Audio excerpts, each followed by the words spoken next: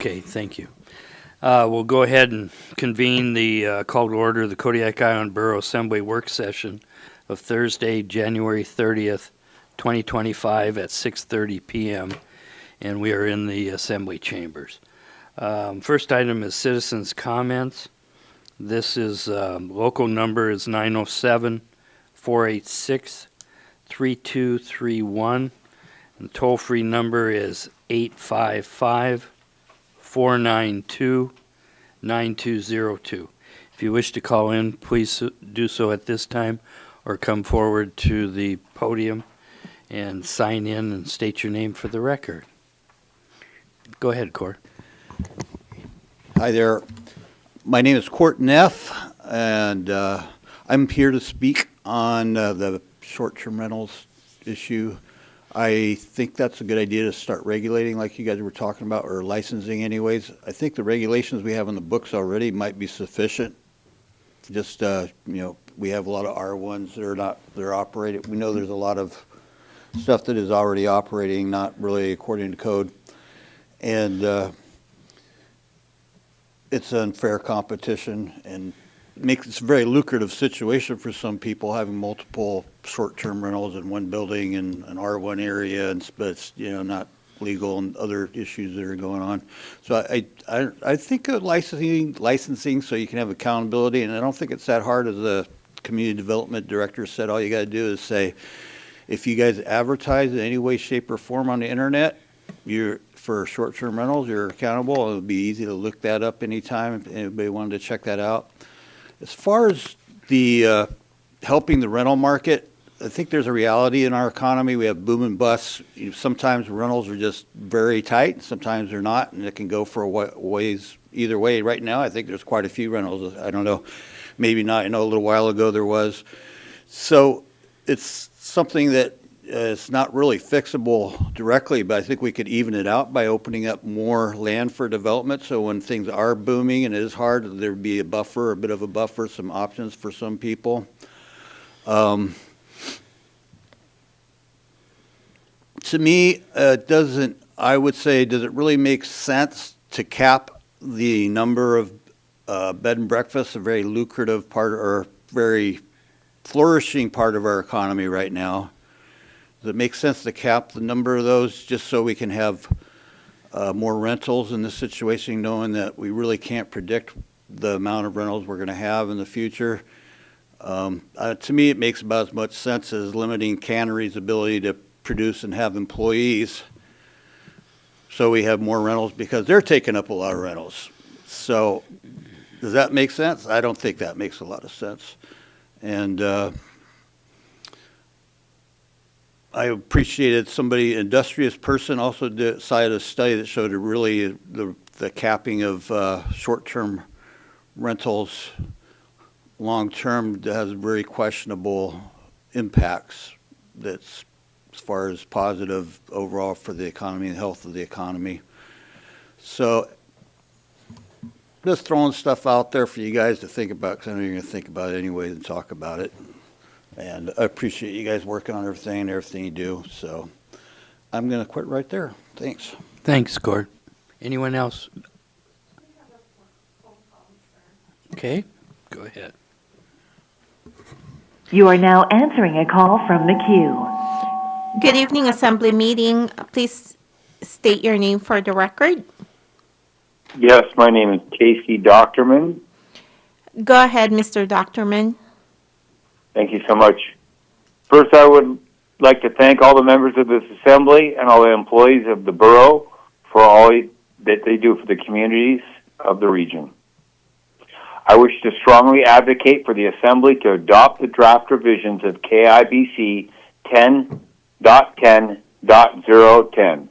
I believe these new revisions will serve to enhance accountability to the citizens of the Kodiak Island Borough, as well as clean up our beloved communities throughout this great archipelago. We manifest what we believe. Thank you for allowing me to testify tonight. Thank you, Casey. Go ahead. Hello, I'm Patrick Dusterlow. I also want to thank you guys for everything you do. You have a hard job. I also want to support the language that I see there in the accountability for abandoned vehicles. As you already know, I've been kind of doing some research into electric vehicles specifically and giving you some information about that, and the cost can get really, really, really expensive. And so I think a first step, I would say, is to actually clear a good accountability path. And the language seems to support a pretty wide leash for the borough to do what it needs to do to take care of this problem. However, I even heard earlier some discussion of trying to track down the owner of a vehicle. It can be really, really, really hard. We all know that, especially if it's licensed to an LLC or to a business or some such like that, or the paperwork wasn't handled properly. Seems like it should be easy. Call the DMV, who's the last owner, get them on the phone, take care of it. I've never seen it to be that easy. So, again, I really, really like, and I really appreciate seeing this on the agenda today, because it is going to get expensive. It really is. And not to mention, it's ecologically horrible to have all these abandoned vehicles around. They've all got several quarts of 90-weight oil and transmission fluid and power steering and antifreeze, and each one of them, I'm sure. And over time, it's coming out, one way or the other. And so anything that can help us fund and find accountability for getting rid of our abandoned vehicles, I think, is a really wonderful thing that should be supportive. All the way to the point, to the evolution in my fantasy of someday we could be proactive and reactive. And I don't know if that means getting money from people who have vehicles for their disposal up front somehow. A sticker on the window says you can't have this unless you drive in the city. We've taken care of a bond. An insurance company with a local environmental company who's actually qualified to do all this stuff. I don't know how it would work. I don't know where the borough's authority is, where the DMV's authority is, whose responsibility is what. But if any of you have any information that a citizen could use towards figuring this out a little bit better, I'd love to know. And again, thank you for all your work. I appreciate it. Thank you, Patrick. Anyone else on the phone? No? Anyone else wishing to come forward and speak? Hearing and seeing none, we'll move on to agenda items. The first one is discussion on modifying investment strategy ordinance. Staff report, Amy? I know, but you'll introduce her. Thank you, Mr. Mayor. On June 6, 2024, Assemblymember Griffin presented an agenda item request form aimed at evaluating our investment strategy. Additionally, he sought a comprehensive overview of investment balances, historical data, strategic approaches, and potential modifications. On August 28, 2024, the manager provided an update regarding the borough's existing banking services offered by Wells Fargo, along with a plan to issue a request for proposal for banking services in September. Assemblymember Sherritt requested that KB did not move forward with issuing the request for proposal until the Assembly had the opportunity to discuss banking services. Kodiak Island Borough Finance Director Dora Cross has reviewed the differences between KIB operational investment banking needs and provided updates on tonight is going to provide update on KIB's current investments. In your packet tonight is a PowerPoint presentation layout on our current investments, suggested changes, and a draft investment policy.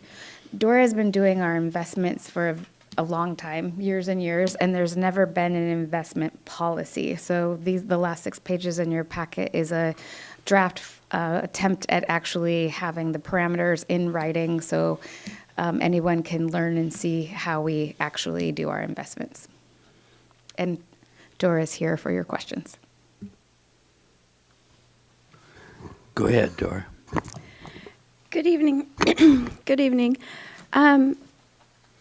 Since I don't want to get tangled up in numbers and I don't want to make us attractive to targeting for bad people, I wanted to just put out that I'm going to focus more on policy and suggested changes in the sample policy instead of talking about specific numbers. So, as Amy said, I gave information about our current investments. 91% of them are in U.S. government agencies, which include Federal Farm Credit, Federal Home Loan Mortgage Corporation. These are debt securities issued by the federal government or their government-sponsored entities. Because our money is primarily involuntarily contributed by the public, the primary rule for governments is safety first, liquidity for need, and then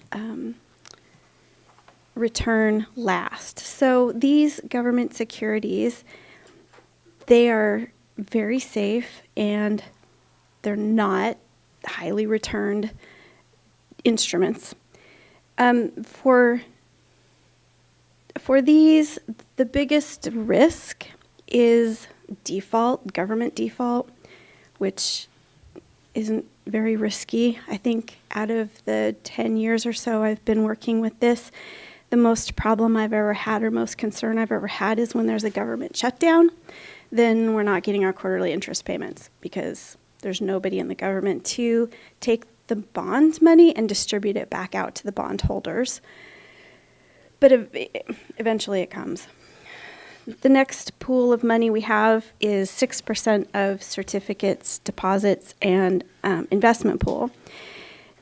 And I should say that first grouping, the 91%, the reason that's so heavily weighted is I can buy 1 year, I can buy 5, 7, 10, 20. There's even 30-year investments that you can make through the through that segment, that category of purchasing. The certificates and deposits in the investment pool, those are highly liquid short term. So certificates and deposits are usually less than a year. There's also a $250,000 insurance limit with FDIC, so you have to be careful that you're only putting $250,000 in one particular bank.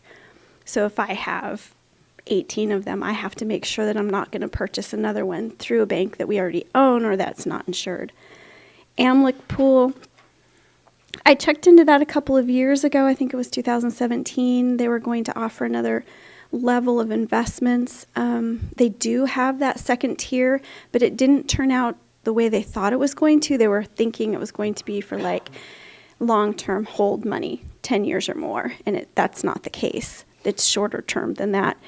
Their pool right now, we use it for our arbitrage. So if I have bond funds that we receive, there's IRS requirements for how long you keep the money, what interest rate you can have the money on, that you use it, and if you don't use it, there's a penalty. So I keep those bond funds in there to make it very clear that that's where the bond money is and it's not tied up in our other investments.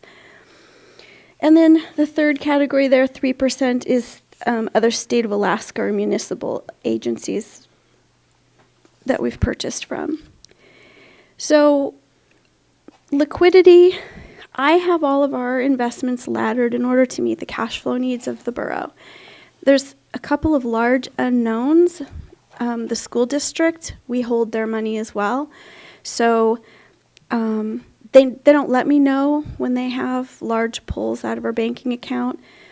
They don't have to, really, it's their money. I just have to make sure it's available. So if they have, $2 or $3 million pull out of the account, I have to make sure that there's money there for them. It's their money. Projects, if EF has large project payments, I don't see them until it comes through our AP batch, and then I go, so those are unexpected things that I have to be prepared for, which is why I have some in very liquid investments, so I can pull those without having to cash a bond. The things I can plan for are debt service payments. They're sprinkled throughout the year, a couple million in August, a couple million in July, 5 or 6 million in December. I can plan for those. I have debt payment schedules. Insurance, our insurance payments are due once a year for us and the school district, so I normally keep a fairly sizable amount for those payments because I know they're coming. I try to shoot for a 30% from 0 to 1 year, 30% in 1 to 2, 30% in 3 to 5, and then 10% in 5 plus. Just because it seems to work well, I've never had a problem with that until now, So, any questions on liquidity? Ryan, I don't have a way of knowing if you have a question, so please let me know if you have a question. Continue. No questions at this time. Thank you, Your Majesty. You're welcome. So the next part is the suggested changes. I'm only suggesting a slight change in code to increase the permissible investments to include supranational and sovereign obligations. The U.S. is part of these. This would be like World Bank. Money market mutual funds, commercial paper, and corporate bonds. Those are the ones that GFOA recommends for investments, and we don't have that, and I'm thinking we can have that. What I would like tonight is some conversation about adopting the short-term policy that's attached. As Amy said, we haven't had one before. I looked through, 20 to 30 different policies from different states, different municipalities here in Alaska. And they're so varied and so different depending on the needs of the community. Different communities have different revenue sources. Different communities have different powers. They have different sizes. They have different cash needs. Some have huge bond payments. Some have no bond payments at all.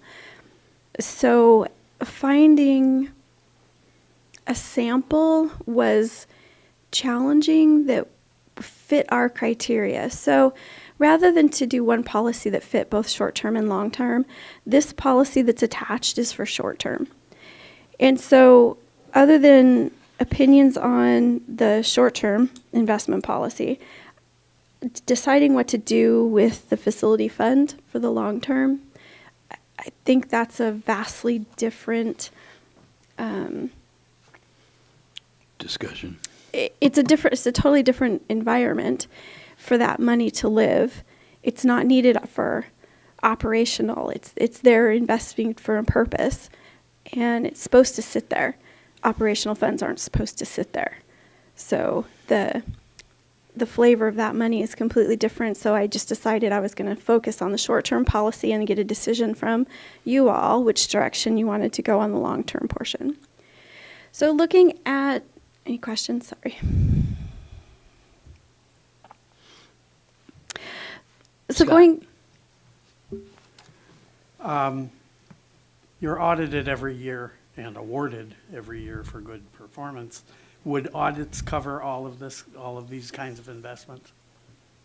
So our auditors check to make sure that what I'm investing in meets with code. Okay. Thank you. Anyone else have anything right now? Go ahead. So looking at the the sample investment guide, the first sentence in there, this guide pertains to short-term liquid assets of the borough. I'm not going to read it word for word. I'm just going to point out a couple of things. In this, I also put under each of the different sections the code, our KIBC code that relates to this area. So people can go to find more of the legal reference rather than the policy or intention reference. Under the goals and objectives, again, you have the code, and then you have the priority for the investment, safety, liquidity, and return. The investment portfolio, as I looked through all those policies, one thing that they did seem to have in common is that they had segregated their operating cash from what they call their core cash and their strategic cash. So following something similar, Thank you. I put information about each one of those categories. If you were to adopt this, this would increase the analysis of what I do right now. Most of my analysis is making sure that our investments are laddered. So I have a 3-year spreadsheet. I have the large payments that I know are coming out. I have the investments and when they're maturing, and I match them. So if I have a gap, or if a bond is called early and they pay us for it and say, here's your money back, now I've got a gap. 2 years from now when I thought that was going to mature. So then I have to go out and say, hey, I need something that matures on this date. What do you have for me? And I have the brokers come back and say, well, you can have this at this date or this at this date. And then I get to, go shopping. And that's my current focus, making sure that I have enough for the school district and the projects and that stuff. But this would require evaluating the criteria set here, which would be 120% of expected cash flow over the next 60 days be available in what they term operating cash. For core cash, that would be 30% of the next 120 days, and then the strategic cash wouldn't exceed 7 years. The weighted average maturity wouldn't be in excess of 3 years, and that's where all the rest of the money would go. Diversification parameters would be similar to what we have in code. Eligible investments would be increased. What I really liked about the code, the sample policies that I looked at, is many of them had this investment matrix that had parameters for quality, how much of their portfolio was limited to which type of flavor of investment, and the maximum years at which you could go. So I included it here. It's an easy way. You like it? I do. It's an easy way to say, if you look at how the report comes out, I can look and say, certificates, I have this much and the maximum is 2, so I'm good. So it gives me a chance to review our investments and make sure that anyone can follow this. You don't have to be steeped in that industry in order to follow this matrix. You can see, these have to have a Moody's rating of this. This has to have less than 20% of this type in the portfolio as a whole. Delegation of authority, our code does list that, but putting it in the sample policy with particular names makes more people accountable, and it also gives them somebody to go to should they have a question. A lot of them included this acknowledgement that employees are under scrutiny and shouldn't be conducting personal business activities that could conflict with their investment responsibilities, their fiduciary responsibilities to the employer that they work for. Dealer qualifications, that was pretty normal. And then compliance and monitoring, again, it means I'd have to create reports to track this, which isn't a bad thing. It's just a little different. It would be presenting them a little different than I normally do and think about them. And back page for exceptions to the policy.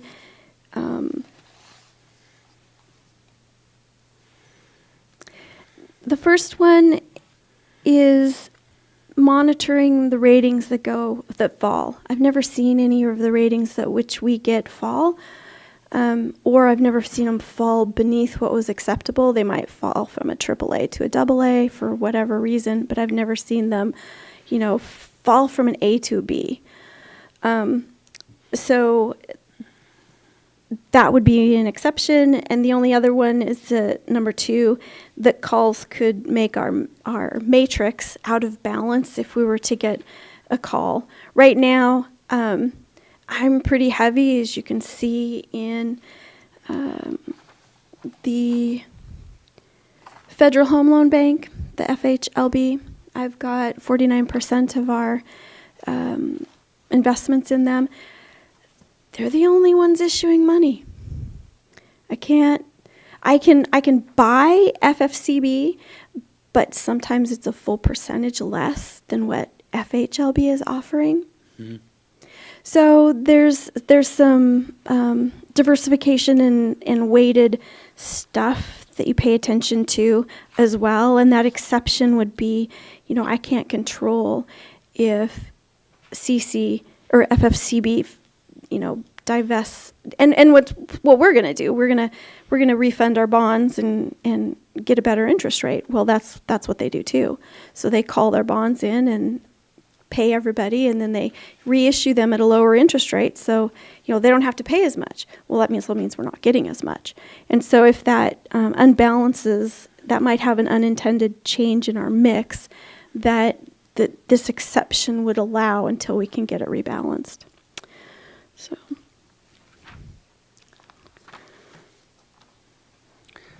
Thank you, Dora. Any discussion, questions? Ryan, do you have any questions or comments? Yes, thank you, Mr. Mayor.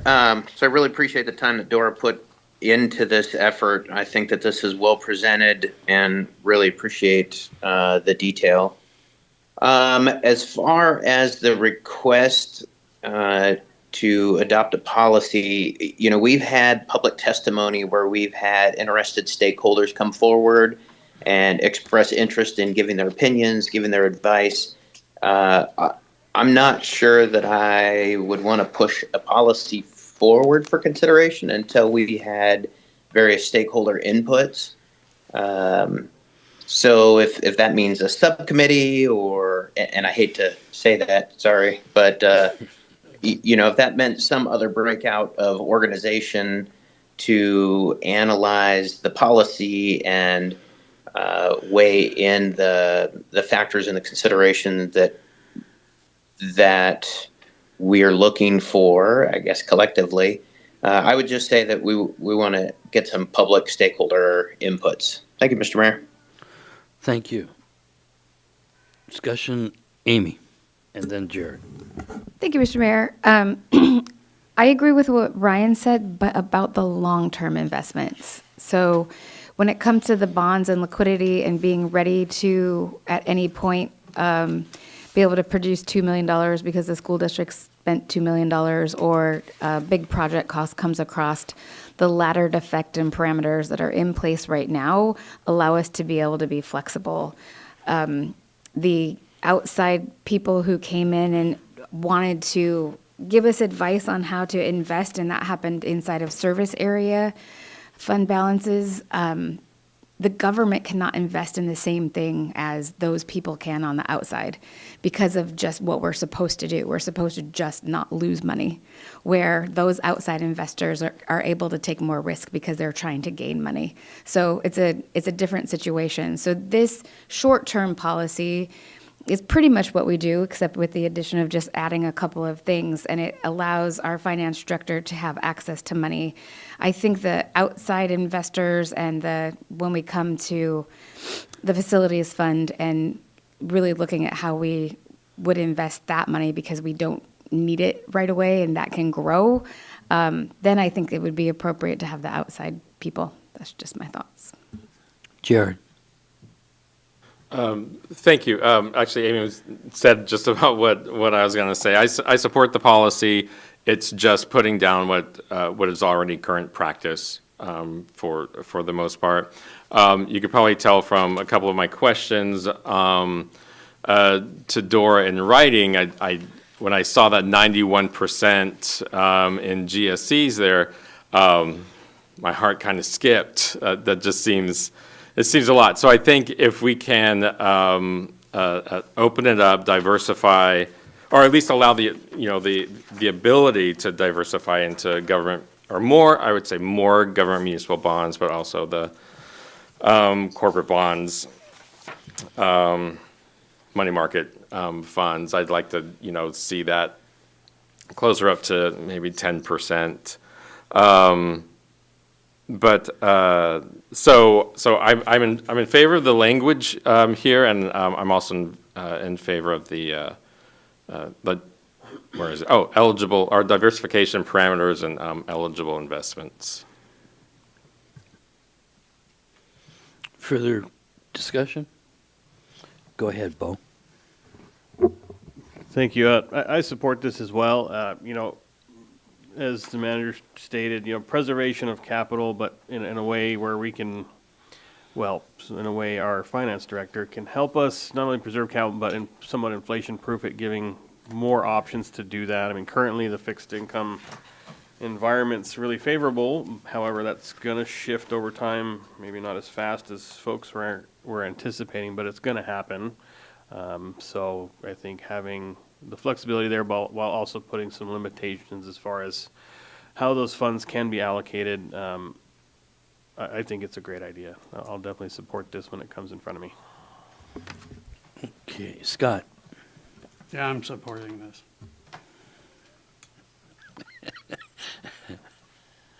Ryan, any further questions or discussion? Yeah, thank you, Mr. Mayor. I guess the only thing, and I respect Amy's position, I guess the only thing that I would add to this is that we need to look at these as public funds, that this is not, our money, this is the public's money. And I still think that we need to get public input, even on the short term, and have the public understand why there's a performance difference in the short-term money allocation gains versus the long-term money allocation gains. And I realize that I personally only allow one or two people to tell me how to make my investments. So I understand that this is, near and dear. But I believe, again, and I'll just reemphasize and rest my case with this, is that as public funds, we need as transparent of a policy pushed forward with public sentiment and input as we possibly can. I think we owe that, whether it's short-term funds or long-term funds. I think we owe it universally to public funds. Thank you. Thank you. So what I'm hearing is we're ready to have a policy drafted up. This policy, is it end up in the form of an ordinance, or what's the procedure? Similar to our personnel manual and policy, it's just folded in, so the references in code, but the policy's outside of code, and it would take an ordinance, and so you would have, public input into this. So first reading and then public hearing. Right, yeah. And I really, I'm not going to be here forever, and I would like to see some lights as a Government Investment Officers Association is an organization that helps government entities invest, and one of their favorite mantras is there are no peers in public investing. And while I'm listening to their webinars and their education outreaches, they liken policies to street lights on a street so that you can see where you're going. And that's all I'm looking for here, is that so people following can see the street they're supposed to be driving on. Not that it's been driven badly, just a little more illumination. Thank you, Dora. So give your direction that this be drafted up in ordinance form and come forward. Dora? Thank you for that direction. Long term. Long term, I think we should put that on a not too distant work session because we need to, one of the things I'd like to see is that everybody has the information on how poorly the money has been reinvested in the fund. In other words, the principal is growing very little, and we need to look at changing the policy. So that's why, and we don't have that information tonight for discussion, so I'm thinking that should be for in the future. That's my intent. Dave? Thank you, Mr. Mayor, and I agree with the principle there. What I would offer is that just from a quick back of the napkin calculation, $45 million invested 30 years ago with a target rate of 6% return would have the borough sitting on $260 million right now. Obviously, a lot of things get in the way of that, but my point being, there's a large long-term fund that the borough holds, and I think much sooner than later, looking to invest it in a way that provides both fund growth and access to capital is critical for the fiscal health of the borough. So I don't want to see that can kick down the road. Thank you. We agree. The problem is in the policy. 85% of the earnings have been spent. Just That's about the every problem. year, yeah. So That's the problem. So the that's why principle remains we need a intact, major- It hasn't been inflation-proof. That's where I'm going with this. So we need to drastically revamp that. So it's a two-part deal. So at the next meeting, you'll be discussing on whether you want to keep that internal or external, or is that something I can prepare for, or just ignore it until it comes up the next meeting cycle? I'm thinking Bo, go ahead. So if I remember correctly, that the long term is something that we could split off of your desk and have someone manage on behalf of the borough. Did I understand that correctly? Okay. Right. Absolutely. Amy? Dora, would that save you a lot of time? No, but it would Yeah. make you feel better. Yeah, I agree with Amy, what you're saying. I think that as far as the short term, I think we can decide that as we're going through the public hearing process and that, but I would be in favor of that remaining in-house. The long term is what I'm interested in putting out, in my mind. So with that, we'll move forward. Thank you. Thank you for that presentation. Any follow-up, Amy? No. Thank you. Okay. Then, next item will be discuss draft ordinance modifying Kodiak Island Borough Code 10.10.010, adding language to support accountability for abandoned vehicles. Staff report, Amy? Thank you, Mr. Mayor. Assemblymember Sherritt had put forward a proposal to modify KIBC 10.10.010, aiming to enhance accountability for abandoned vehicles. This section of code addresses issues related to junk or abandoned vehicles. In your packet tonight is the current code. The current code is actually listed right on the first page of your agenda statement, and then the suggested update to code.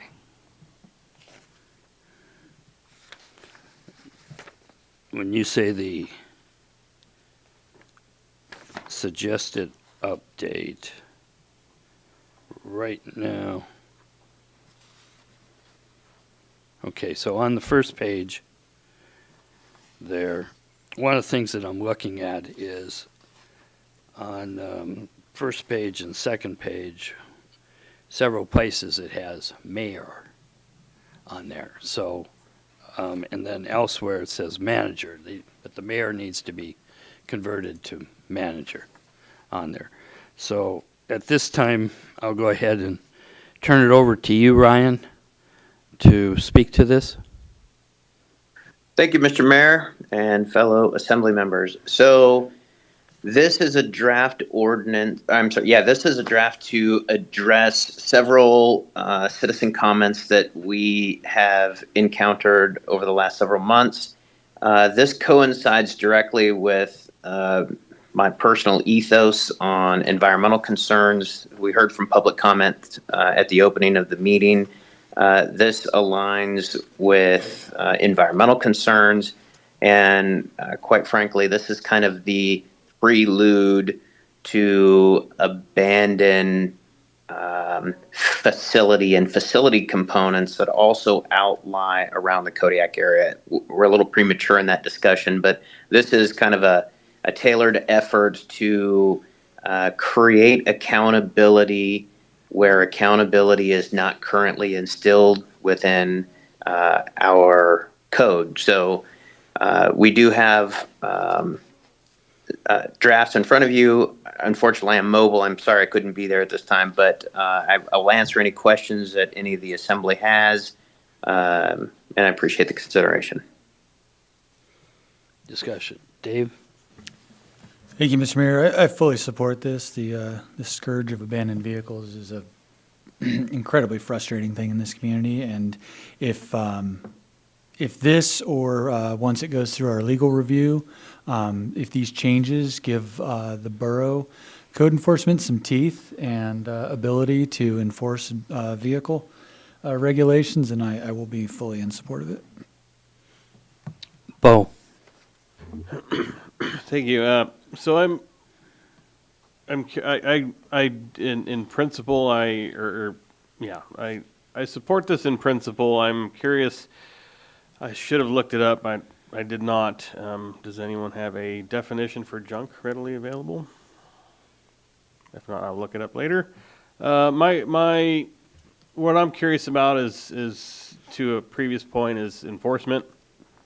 I feel that we have a hard time currently enforcing what's in place now.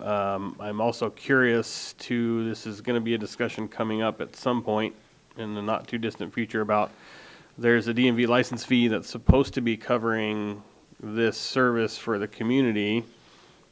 I'm not sure how much of that extra tax being imposed upon the community is going towards this and how much is going towards school bond debt.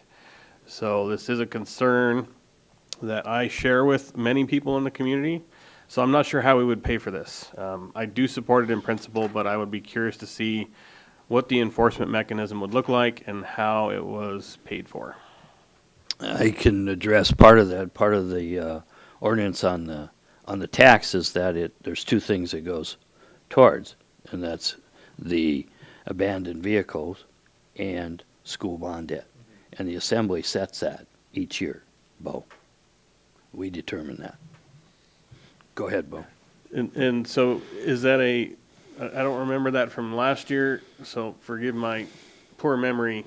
So that's something we adjust within a set range between the two? So it's a we can sliding establish not a sliding scale. We can establish amount. One of the things we've done is we've been budgeting out of the general fund, so it's been going to the bond debt, but it's there for the assembly each year when we're allocating that where it goes. Okay. There. Thank you. I appreciate that. Larry. Just a couple of quick questions. I was looking at a statement that if the offender can show ability and willingness to make the repairs necessary to convert the junk vehicle into an operable vehicle, I'm not sure I understand what that is all about. They get a 30-day reprieve. But this is if we leave it on public property or someone's property that does not have permission to put it there. We don't deal with it on private property. This is on public property. Well, it does refer, I think at some point, that if it's on someone's property without permission, that it fulfills the same category unless I misread it earlier today. And so I'm just trying to figure out what statement 4 under 10.10.040 really means. And honestly, even though I think maybe the definition of what junk means was maybe said lightly, I think it's an important point because It is.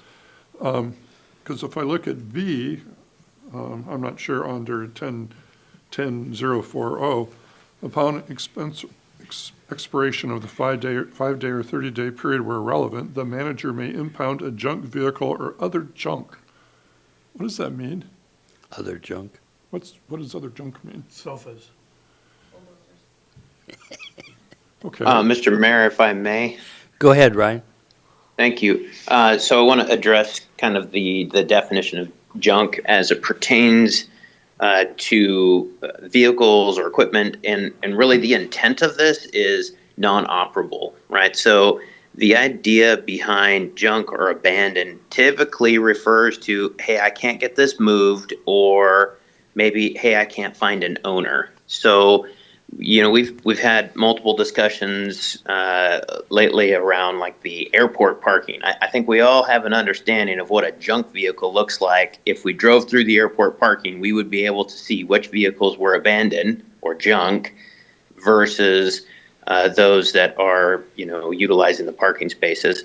I think that there is some level of subjectiveness, but I also think that we have a completely capable staff that can make that determination, that we don't have to necessarily codify what junk looks like, while our empowered staff is more than capable. Second is the intent of this is to, again, my prelude to this is ultimately I want to start with, junk vehicles, equipment, and work my way around the Kodiak archipelago. If anybody jumps in a plane or a boat and goes out to, well, near any nice landing beach, you're going to find other junk. And I think we also have a clear understanding of what junk looks like in those areas. So this is more so from an environmental standpoint, and more of a ecology, long-term commitment to sustainable Kodiak. So if I'm missing on terminology or if I've got unclear terms, I would welcome the assembly to help me tighten that language up, understanding the intent that I just shared. Thank you. Larry?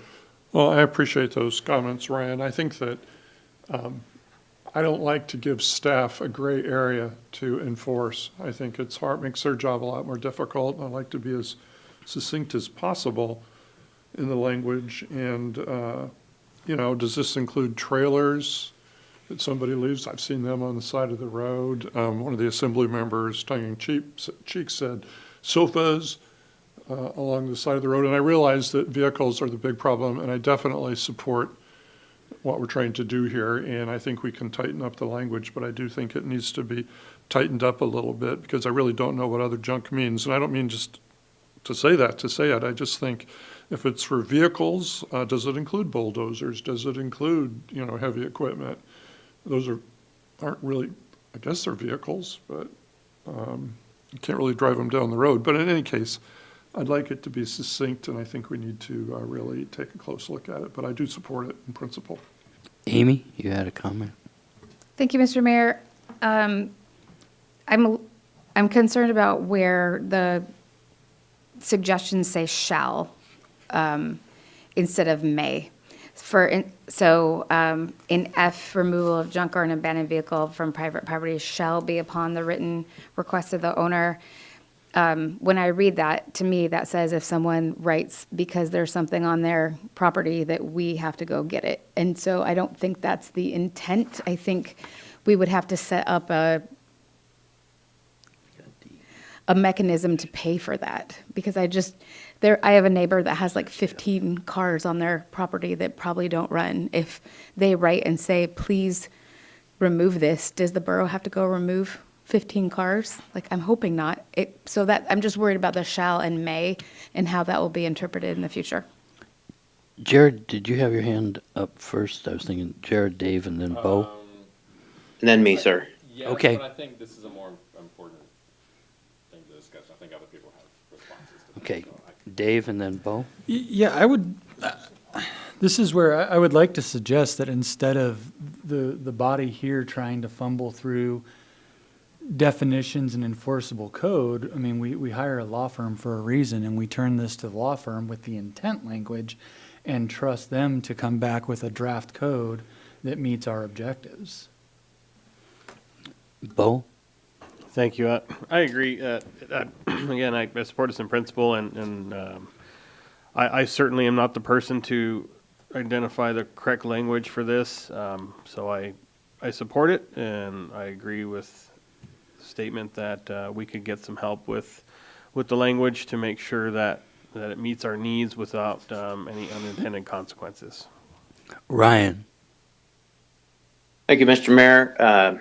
As evidence seen, I'm not in town because I've spent all day in court with the administrative law judges and 29 OSHA inspectors. So you'll have to forgive me on my prowess here and how important shall, should, and may actually is in this discussion. So the word shall is there on purpose. And again, as I do agree with Mr. Johnson about getting professional legal help, I'm not an attorney, nor do I play one on TV. So the intent language of this is to have a definitive statement and have the empowerment for the borough to receive that phone call about those 15 vehicles, and the borough to make a determination saying, well, hold on a second, those are your 15 vehicles, so no, we aren't removing them, that's your responsibility.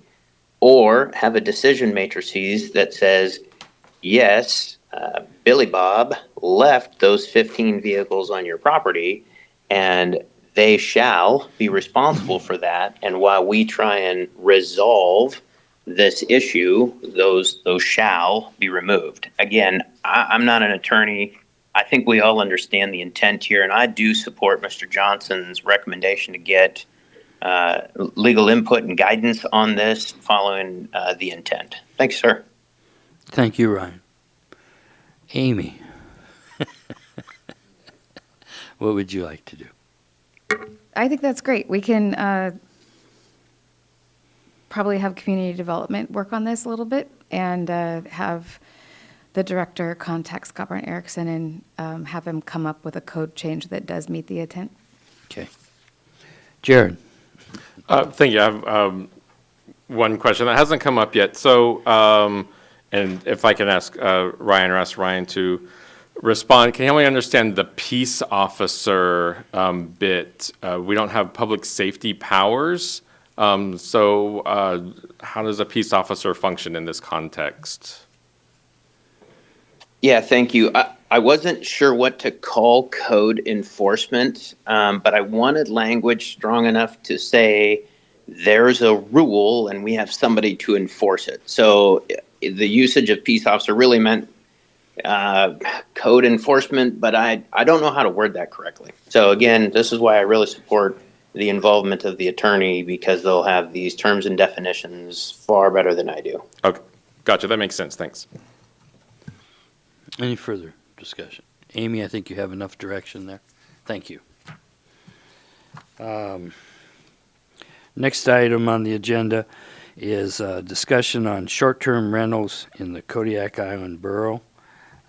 Staff report. Amy? Thank you, Mr. Mayor. This proposal, initiated by Assembly Members Johnson and Ledoux, requests staff to draft a resolution that mandates all short-term rentals operating in the Kodiak Island Borough to register and obtain a license with the borough by July 1st, 2025. Additionally, no short-term rentals will be authorized after that date until a licensing system and limit are established by resolution. Following the adoption of this resolution, Assemblymember Johnson requests staff assistance in drafting an ordinance to establish the necessary enforcement mechanisms to ensure the resolution is effectively implemented. From the last meeting in which the Assembly discussed short-term rentals, staff was asked for updated maps and hotel occupancy rates. The information is provided in the packet tonight. There's only one hotel that actually responded to the occupancy rates, no matter how many times we called or asked. And Discover Kodiak wasn't able to didn't have the information either. So sorry I couldn't get that for you. But hopefully the Shelikoff is maybe an indicator of what those look like. Oftentimes in the summer, in July and August, if your plane gets doesn't make it in or you can't make it to a village, you can't find anywhere to sleep. Like, I spent a lot of time calling every single short-term rental, because all the hotels were full, trying to find places for people to sleep. So those 2 months in particular are very full. Okay. So I would ask Dave and Larry to speak next on this request. Thank you, Mr. Mayor. I think we've talked about this a lot in the previous work session, so I don't want to be respectful of everybody's time. A couple of points I wanted to offer, though, are that research in Boston showed that a concentration of Airbnb in a census tract had a direct correlation of increase in rents from upwards of 3% automatically, or $93 a year. In Los Angeles, they found that a 10% Airbnb increase leads to every 10% increase in local Airbnbs results in a 0.5% increase in rent rates and a 0.75% increase in house prices. So if you expand that into our local market, where we've had a several 100% increase in those Airbnbs, short-term rentals in the last decade, we could be looking at a 33% rent increase over that time period.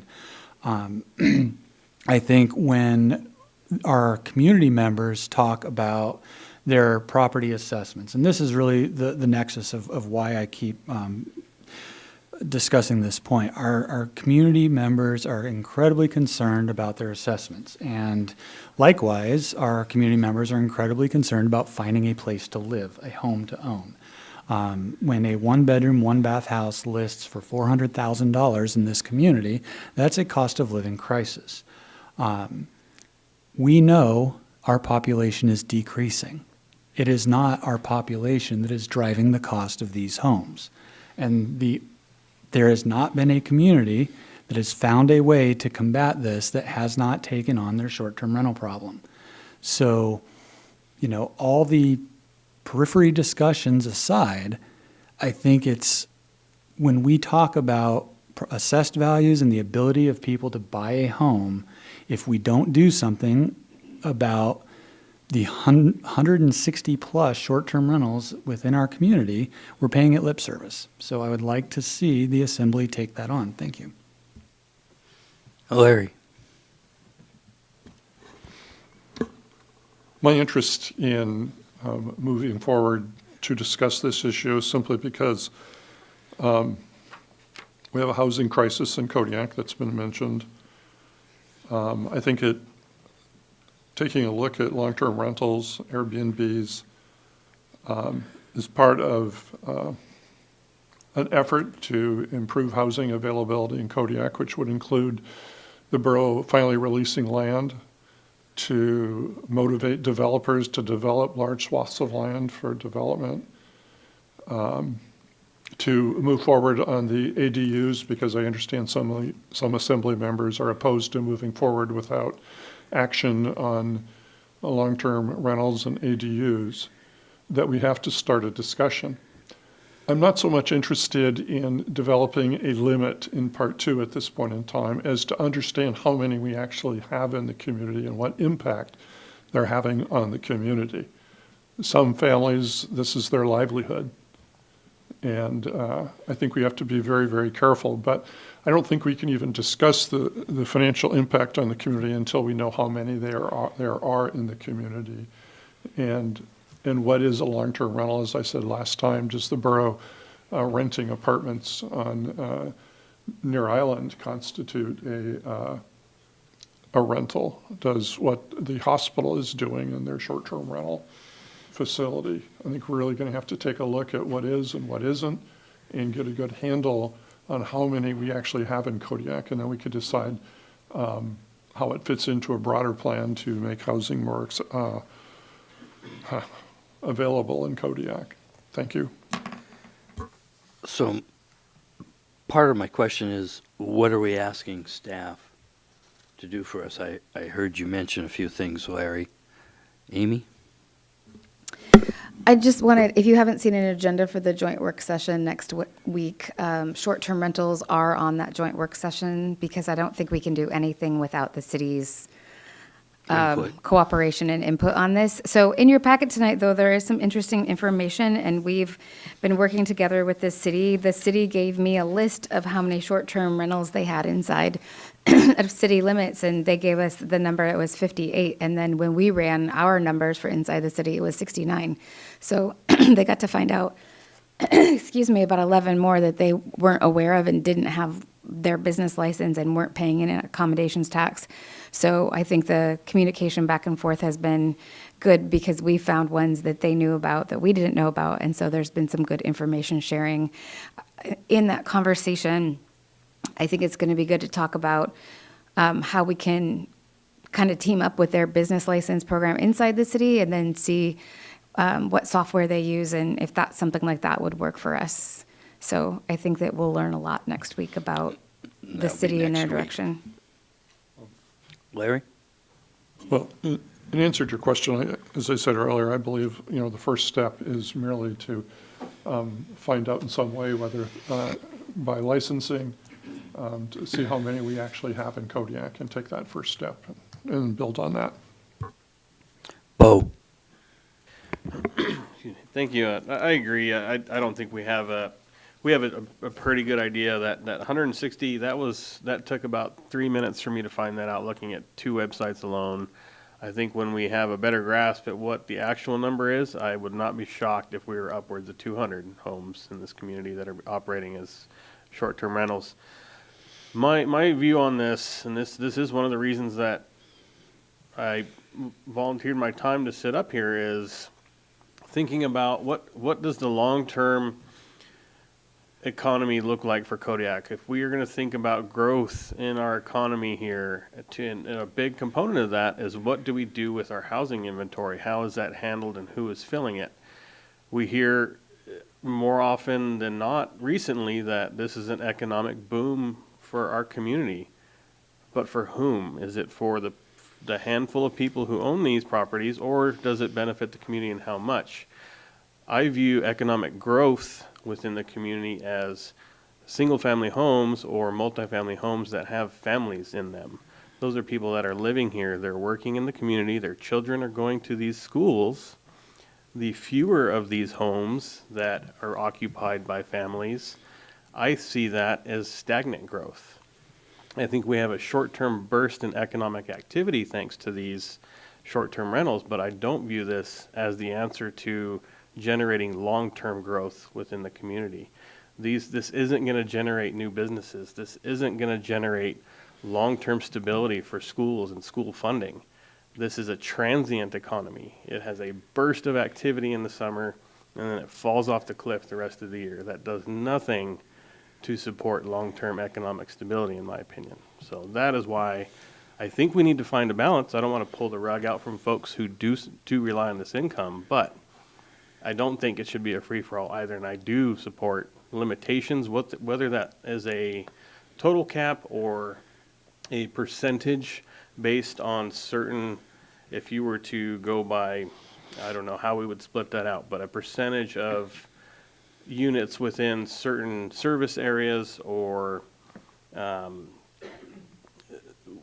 however you would split that out, city, borough, rural, I'm not sure, but I do think there should be some limitations put on this, because the homes, it doesn't matter how much land you release, that's not going to help anything in the next 10 years. I mean, if we release swaths of land, which I do support that, that's more on the long-term scale. What are we going to do for the next 10 years for folks that are still looking for homes?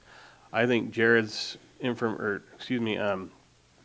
Jackson's information about how this affects increases in property rates, I agree. We're experiencing out-migration right now. The reason these home prices aren't stabilizing or going down isn't because the demand of people pouring onto the island. That's clearly not what's happening here. So we do need to rein this back. I am sensitive to folks who are relying on this, and I'm not suggesting we cancel their ability to continue doing what they're doing, but we should limit new entries into the short-term rental market. Thank you for allowing me for a long-winded statement, but that's how I view the short-term and long-term impacts of short-term rentals. Ryan, I'd like to go ahead and give you opportunity to comment if you'd like. Up to you. Thank you, Mr. Mayor. So, Assembly Member Johnson articulated his points extremely well, and I agree with Assembly Member Johnson. I would also like to add that although there is not one cure-all for the housing crisis and the population decline, I do believe that this issue is a significant contributor to both. And I do believe that we need to get a handle on this. And I believe that at some point in time, everyone on the Assembly has said something similar. And so I like this as an actionable item and a methodology to move forward. I am interested to, kind of hear what the solidified path forward is with, fairly quickly resolve so that we can stop talking about it and actually start moving on it. Other than that, that's all I've got. Thank you, sir. Thank you. One of the things that comes to my mind, as we mentioned, there's the joint work session next week. And then our next work session is on February 13th, which would give us an opportunity to review the information we get with the city.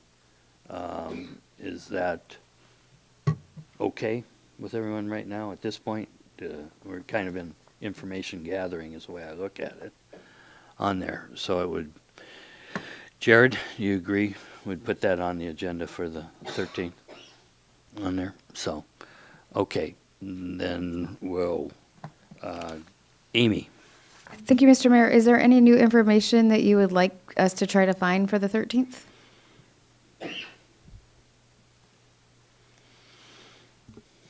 Doesn't appear. Thank you.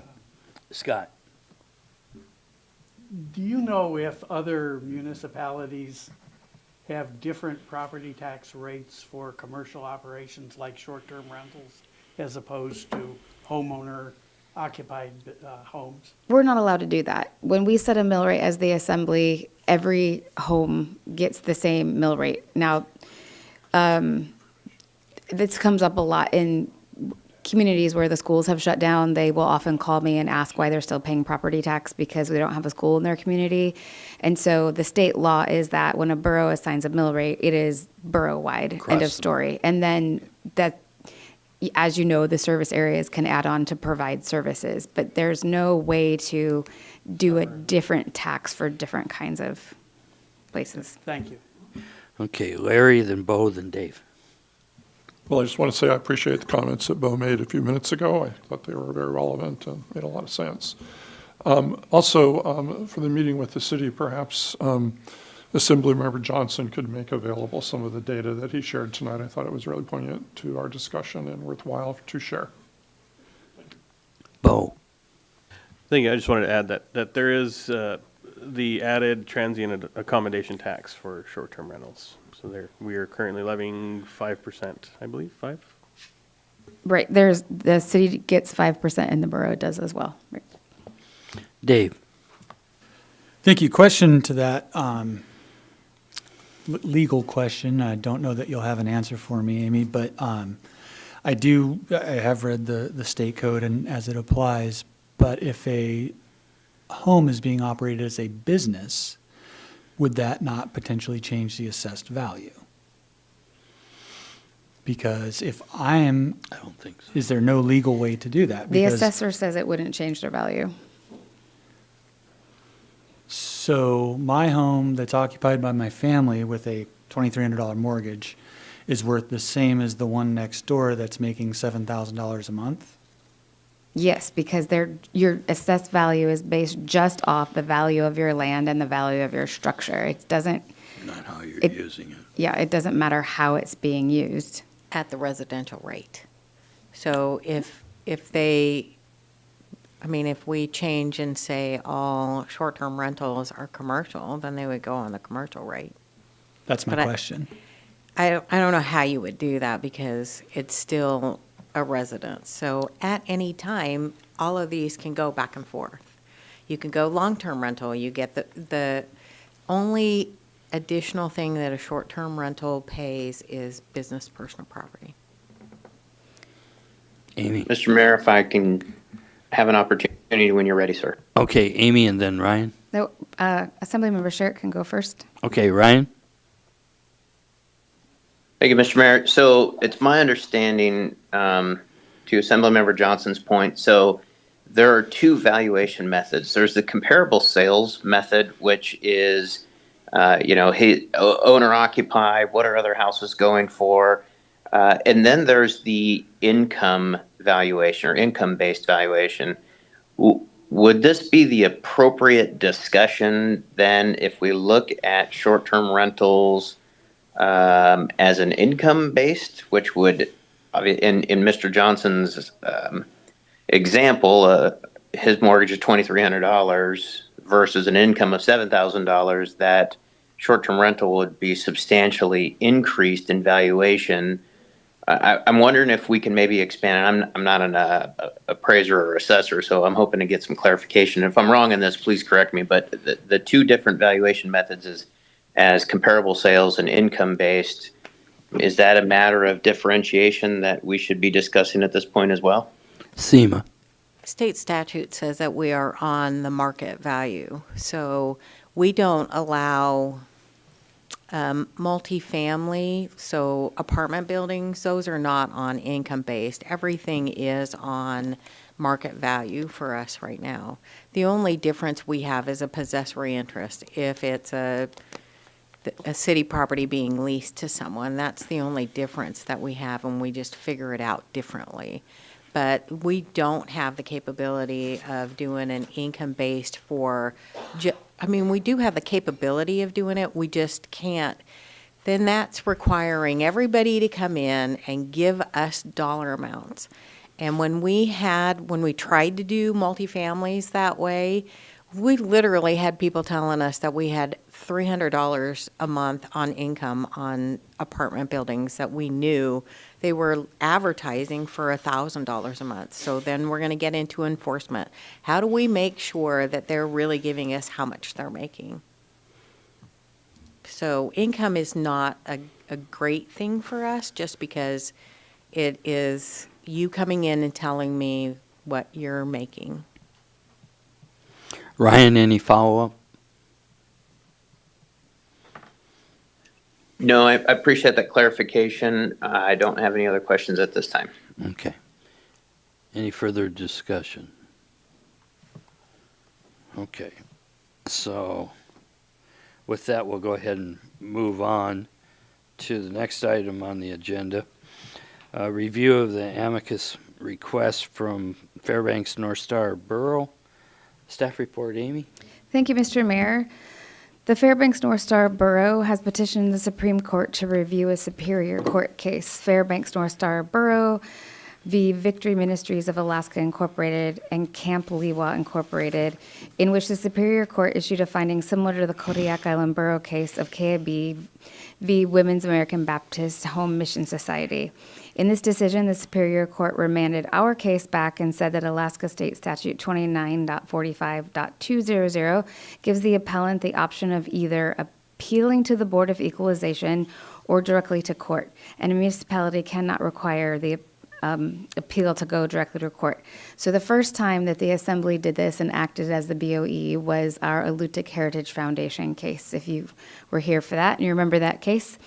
The Fairbanks North Star Borough has requested that the Kodiak Island Borough support their petition with an amicus brief that would support them by saying KIB does not agree with the interpretation of that Alaska state statute.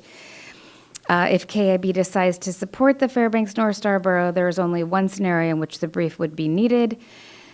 The borough filed the petition, the Fairbanks Borough filed the petition for review, but they haven't received word from the court if the petition is accepted yet. The Supreme Court has three scenarios. One, they might reject the petition, in which the case there would be no occasion for amicus. The second would be accepting the petition and decide it's based on the application for petition for review and any opposition, which would also mean no amicus. Or third, the order a briefing on the petition. The amicus participation would arise under this third scenario. The court hasn't ruled yet on the petition, so it might not arise at all. In your packet tonight, we had attorney fees between $2,000 and $5,000. Our assessor reached out to our attorney to see if that was accurate, or because that seems like a very big range to me. He came back and said that it would probably be closer to only $500 due to the fact that the original brief has been written, and he's very familiar with the case since the Superior Court gave us a similar decision when they remanded it back to the borough, and then that's when we changed our codes. And I remember Assemblymember Smiley saying, "Can we please change the name?" Because we have two Board of Equalizations. One is the people who come in, and then the other would be the Assembly sitting as the BOE. So I talked to both the mayor and the deputy presiding officer about how I felt about us having the BOE, and I'm interested in hearing about what your thoughts are. If you think that Alaska state statute was not interpreted right by the Superior Court, then we would probably want to do the amicus brief. If you feel like the Superior Court remanding it back to the borough was a good thing, then we wouldn't do the amicus brief. So the borough attorney is asking how the Assembly feels. I didn't want to make a decision on behalf of the Assembly. I actually like it, but that's just my personal opinion because I want to insert anything that keeps us one step further away from going to court. So, and as we found when we did it, we came up with a solution to go back a step and go back to the assessor and not forward to court. So that's why I thought it was a good idea. But a lot of other municipalities do not like that. So that'll just be up to you and if you thought that was a worthwhile thing or not. Okay, discussion. What's the thoughts of the assembly? Jared, and Scott. This comes down to, if do we want to keep the process that we have right now, which has its pros and cons to it, but I think the pros outweigh the cons for the reasons that the manager said. As long as I think the assembly up here on the dais needs to be a little more intentional about the training that comes with being part of a BOE. But personally, I am okay with it being the process being a permanent part of our tax appeal procedures. It's a difficult process, but I think it saves money. It does keep us out of court, and I think there's a greater sense of accountability between everybody with that. I'm looking back through. This is my response that I wrote earlier this week before friggin' Black Tuesday happened. Trying to remind myself. I think that this might be it for now. So I would be. I think it's prudent to, at this point, decline participation in the brief, unless we can come up with a compelling reason to support the petition. Okay, Scott, then Amy, then Larry, and then Bo, and Ryan, I'll give you a shot at it. So, go ahead, Scott. I agree with Mr. Griffin. Easy. Amy. To be fair, I'd like to ask if it's okay if Seema comes up and gives her perspective on this, because it is the exactly opposite of mine. And so Okay. I think that you should hear both sides. Okay. Welcome, Seema. I don't think that my position is exactly opposite. I think that we have a couple of things to consider. First, when we do an exemption, they still have the option to go to skip the BOE and go right to Superior Court. So we have added a step that they may do. It's not something that they have to do. So they can skip the BOE. And I'm not sure that just looking at it as like, okay, we don't mind having that BOE option in it, then we might want to also consider supporting another borough. That we join the amicus because it doesn't matter to us if the BOE stays or not, but we show support so that if there's something that we need an amicus for, other boroughs are also likely to help us out. So my thing is like, really to us, it might not matter if we have the BOE. Okay, if we keep it, okay, if we don't, but let's maybe just show support to Fairbanks. So that's the only thing. Thanks. Thank you. Larry, Bo, then Ryan. I like that our public, if they feel uncomfortable with the decision, has the right to make choices. And so I like the way we are. I'm not so much concerned it's helping Fairbanks one way or the other, because I think their citizens deserve choices too. And I like what we have. That's all. Thank you. Bo. Thank you. Thinking about this topic, and this one's really interesting to me, and there's certainly pros and cons of going either direction. I view it as if this were to be handled strictly by the court system, it removes any potential bias for us to make that decision as members of the community. And being in a small community, that worries me. That I view, if we were to maintain our authority to serve as the BOE, I think everyone up here, and it's difficult for me to also obligate folks to spend more of their time for something like this, but I do feel this would be a critical point or intersection where we should think about mandating training if we're going to serve as the BOE. And because I'm concerned about inherent bias of any 7 of us sitting up here when a member of the community comes up and pleads their case, the odds for bias are really high. And I think we should have the proper tools to make an objective decision that removes as much of that bias as possible. And that's why I do somewhat agree with placing this in the hands of the court, because that removes that from the equation completely. But I also agree with statements that comes with a cost. And, anytime we can achieve cost savings, I'm typically a proponent of that. But if I'm on the fence, I'm indifferent, and I could be swayed one way or another. If we do continue with status quo, I do feel that it should be mandatory that all members of the BOE receive formal training. But that's my thoughts on it. Thank you. Ryan, any comments? Thank you, Mr. Mayor. I appreciate everybody's input tonight. I think everybody's got valid points. I agree with Bo on mandatory training. Again, given the reason I'm not there tonight, I think removing ambiguity, bias, I think those are all very critical components of a judicial system, whether it be quasi-judicial or administrative law. I think that we owe it to the citizens of Kodiak to be as transparent as possible, as bias-free as possible, and I also agree with Assemblymember Ledoux that I like options, and the public should have their options as well. So that being said, I look forward to further discussion. I'm not entirely sure what the actionable item is on this evening, or if there is actionable item, but I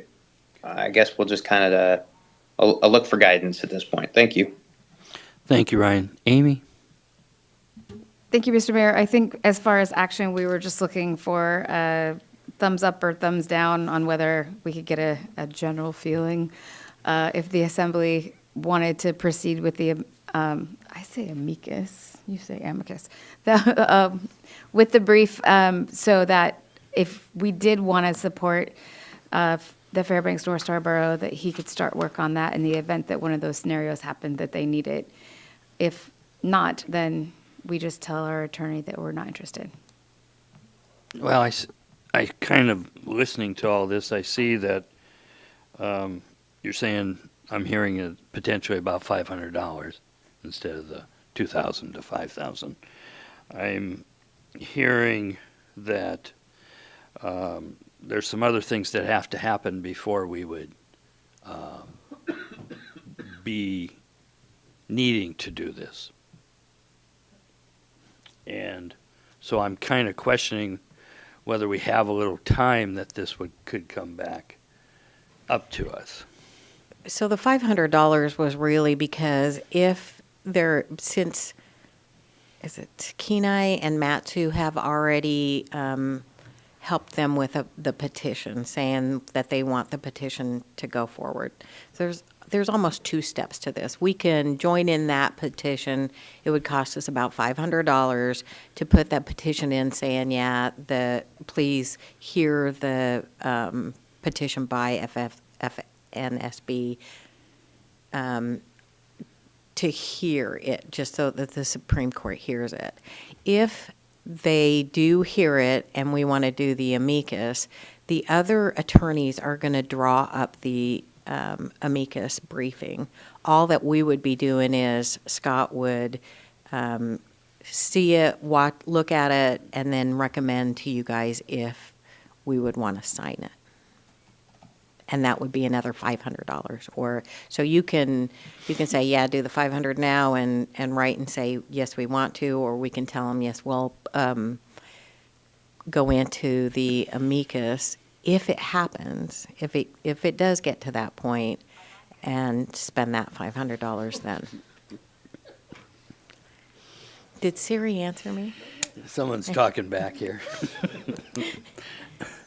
Thank you, Seema.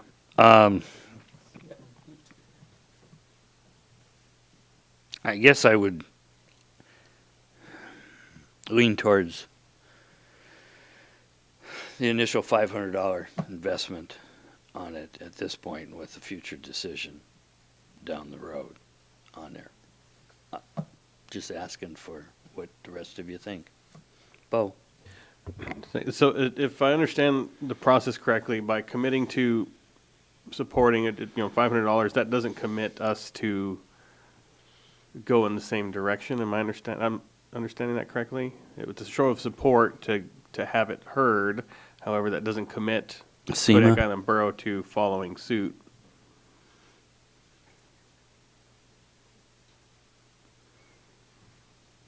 I mean, yes, but if you're going to commit to have it heard, you want to commit to the amicus too.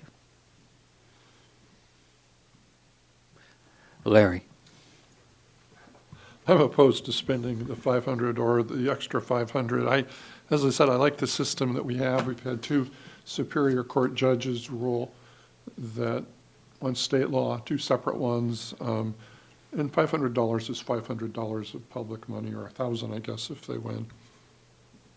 And if Fairbanks wins, more power to them. I'm not seeing a thumbs up, so it's a thumbs down. Is that correct? Am I misreading it?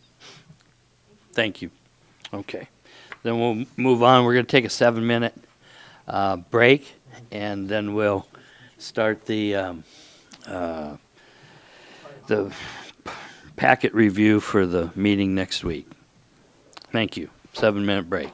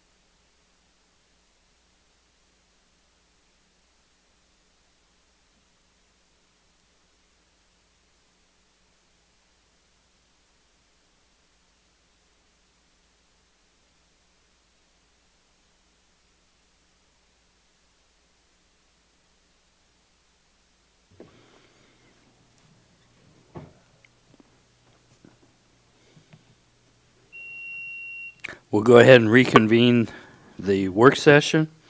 Next item is packet review. We have, first item is public hearing, ordinance number FY 2025-12, an ordinance of the Assembly of the Kodiak Island Borough accepting and appropriating grant funds for the 2021-22 and 2022-23 Bristol Bay Red, King Crab, and Bering Sea Snow Crab Fisheries Disasters Declaration. Staff report, Amy? Thank you, Mr. Mayor. A fisheries disaster determination was made for the 2021-22 and the 2022-23 Bristol Bay king crab and Bering Sea snow crab fisheries resulting from an unpredicted crab die-off. Disaster funds were subsequently determined and made available for distribution to eligible communities based on each community's proportion of the estimated gross revenue value. Kodiak Island Borough is eligible for these funds due to the history of Bristol Bay and Bering Sea crab landings made in Kodiak and the associated severance taxes collected on those landings. I received notification that the Kodiak Island Borough was able to eligible to receive $53,182.40 of the disaster funds to mitigate losses in severance tax revenue. Kodiak Island Borough Code 3.25 authorizes the Assembly to accept grant funds and requires that grant funds not designated for a specific purpose be appropriated via ordinance. As the last time we got this type of funds, we will be putting the funds into the Fisheries Economic Development Project budget, which will hopefully grow into something that we can use. Something interesting happened with this money. The affected communities kind of made a crab community coalition, and they said, let's not wait till March to put our applications in. So everyone got their applications in, and we already have this money. It arrived a couple days ago. So February 6th will give us the authorization to put it in the right place. Thank you. Any questions, Amy? Seeing none, we'll move on to ordinance number FY 2025-13, writing off the personal property delinquent taxes, penalties, interests, and fees of those non-collectible accounts. Staff report, Amy? Thank you, Mr. Mayor. Staff has compiled 9 personal tax accounts that have been determined uncollectible for various reasons. All legal resources have been exhausted by staff in pursuing collections. It's staff desire for borough accounts to be current and properly reflect the financial status of receivables in accordance with generally accepted accounting principles. KOB code does not identify a specific method of writing off delinquent accounts. Therefore, this ordinance requests the approval to write off these uncollectible amounts. We have a base tax total of $10,630.17. We have $3,959.67 of penalties and interest, and we have $601.14 of miscellaneous fees, for a total write-off of $15,190.98. Also, I wanted to bring up that in the past, staff has requested to be able to write off accounts under a certain threshold if all legal resources to collect have been exhausted, and our legal counsel concurs. If the Assembly is interested in establishing that threshold, staff would be eager to support that change. Scott? I'm interested in doing that. So there's one vote for it. And I'll go next when I have an opportunity, sir. Thanks, Ryan. Okay, so. Can I go? This will be up on, go ahead, Ryan. Yeah, thanks. So my question to Amy is, in the business world, when we get ready to write off uncollectible debt, there are factoring companies or debt service companies that are interested in buying this quote unquote uncollectible debt. Has the borough looked into any of those services either in the past, or do we have any familiarity with those? Is that something we're interested in doing? I am not aware of any of those efforts. I think I'm going to have to refer to our finance director, and I can get you an answer probably tomorrow, but if not, we'll definitely have that ready for the public hearing next week. Perfect. Yeah, thank you. There's a very large secondary market for uncollectibles, bad debt factoring, and I would be interested in, sometimes there's 25 to 40% of the uncollectible debt, but at least it's at that point there is some form of revenue that offsets the existing or the total write-off. So thank you. Thank you. Any other discussion? Seeing none, we'll move on to the next item, which is public hearing on ordinance number FY 2025-14, amending and redirecting funds from the previous authorized American Rescue Plan Act, ARPA, state and local fiscal recovery funds, SLFRF, for the benefit of the residents of the borough. Staff report, Amy? Thank you, Mr. Mayor. The borough received $2,524,709 of ARPA funds through state and local fiscal recovering funds. We received half in October 2021 and half in October 2022. We have allocated those funds at that point in Resolution fiscal year 2022-16, fiscal year 2022-19, fiscal year 2023-09, and fiscal year 2023-09A. As we approached the deadline, we had only spent $778,157 of the money, leaving $1,746,553 unspent. So the staff created a list at the work session. When you were first presented the list, it was just in alphabetical order, and after discussion at that work session, staff was asked to reorder the list into a priority order for the January 16th regular meeting, when we're going to do the intro of this ordinance. The list was accepted, and that's what's going to the public hearing at the meeting next week. In your packet tonight is kind of a little bit of the history, and then in the ordinance itself, there are 12 items that we added into that spending of the money into the system so that we can spend that on any of those projects. As a reminder, by December 31st, we had to have the funds either spent or under contract to be considered obligated. And then by the April 30th, we have to report the expenses that we listed from the projects on 12/31. And then once we list those projects are officially locked into how we spend that money. So when we created the list, the things that were the first two items on the top were things that were already ordered and we didn't have funding for. And then number 3, the East Elementary roof design, that was already we already have a source to pay for that. And then everything else on the list, there is funding in one way or the other to make that happen. We entered number 4, health insurance, for 6 months, just in the event that something happened and we weren't able to continue with the mental health building abatement and demolition. So Dora's thinking behind that was if something were to happen, some lightning strike or fire or whatever, and we couldn't spend that money in that way, it would give us the ability to spend that money and we didn't have to turn any of it back. Assemblymember Ledoux, having worked with a lot of grants, suggested that that might not be the best path and that might not be legal to do. And then we actually, Sue and Dora both researched that and then found the information that because this is revenue replacement, we were allowed to do that. So it's just the health insurance is in there as a backup plan. The discussion.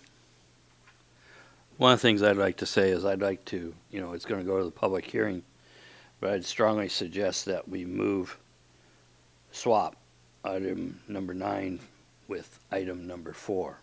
The whole idea of going out on that was to get that funded under here. So it needs to be number 4 and move the insurance down to number 9. If we do that, then we won't have the backup plan, Mr. Mayor. I think we do. Why don't we? You're asking for it to be a backup. It's already been spent. It's already been spent, so if we use the ARPA funds to replace that, we would have that much in the general fund that we could use towards the mental health buildings. It's just shifting from one account to another in the event that something happened and we weren't able to finish, or the contractor backed out or whatever. It's just Isn't that already in there if you swap the health insurance for number 4, just like the rest of them down the line? What you're doing is you're taking right now you're putting the smaller amounts above it, so I have a bit of a problem the way it's prioritized there. I think that the abatement on those buildings needs to be in the top 4, and then that insurance is down there as a backup. You're, rather than taking the money out as the insurance first, and then we're going to have to transfer it to that account, is what you're proposing, the way I understand It what is you your said. prerogative to change the order in which you feel is necessary. This was done by the finance director in the order to ensure that money was all completely used. So we can ask her more questions about that, or you can reorder it however you would like. Well, we can, I don't have a problem, we can do it at the, And we will at the also public fix hearing. the spelling of fund on number 3. Thank you. FUD. Okay, any further discussion? Moving on, we got contracts, contract number FY 2025-42, Kodiak Fisheries Research Center Elevator Maintenance Service Contract with TK Elevator Corporation, not to exceed $34,300. Staff report, Amy? Thank you, Mr. Mayor. The Kodiak Fisheries Research Center has an elevator that requires quarterly and annual maintenance, and elevator code required testing to continue operating. The Engineering and Facilities Department advertised the invitation to bid on the Kodiak Island Borough website beginning on December 23rd, 2024, and advertised for the designated 3 weeks per Kodiak Island Borough Code 3.30.040. And the bids were due by January 22nd, 2025. Staff received one bid package. Following the review of the bid package for responsiveness, staff determined TK Elevator Corporation to be a responsible bidder. Previous contract was in fiscal year 2020. It was number 10 for the KFRC elevator maintenance services. It was also with TK Elevator. The total cost back then was $12,791.99. I have both the Engineering and Facilities Director and extra help already moved up to explain any questions that you might have about the contract. Patricia, go ahead and let you explain. So, good evening. So this is our elevator maintenance contract for KFRC. We have the one elevator over there, and this is for the maintenance and services of it that is done quarterly. We also have a Category 5 test, which is a weight test that has to be done every 5 years. I did want to make an edit to the description here. The previous contract was approved as a not to exceed $25,000, and the costs were separate. I ran a report for financials on this. The total cost for the quarterly maintenance was the $12,791.99 that I listed there, and the other half was some bigger maintenance items that came up throughout the contract time period, which was a total of $12,202.16, making the total cost on the elevator in the last contract term $24,994.15. And I'm just going to sneak there and say that $34,300 is for a 4-year term. It's not annual. That's what I was going to ask. Thank you. Yep. 4 years is what that term's for. Yep. Larry? Tricia, I have a question. The school district has 3 elevators that they maintain and repair. Does the borough work with the school district to perhaps combine the annual review and maintenance of all these computers? Would they save money if they did all 4 of them instead of just one? I'll let Dave handle that one. As we have a GSA lease for that particular building, we're required to have a separate contract specific to that.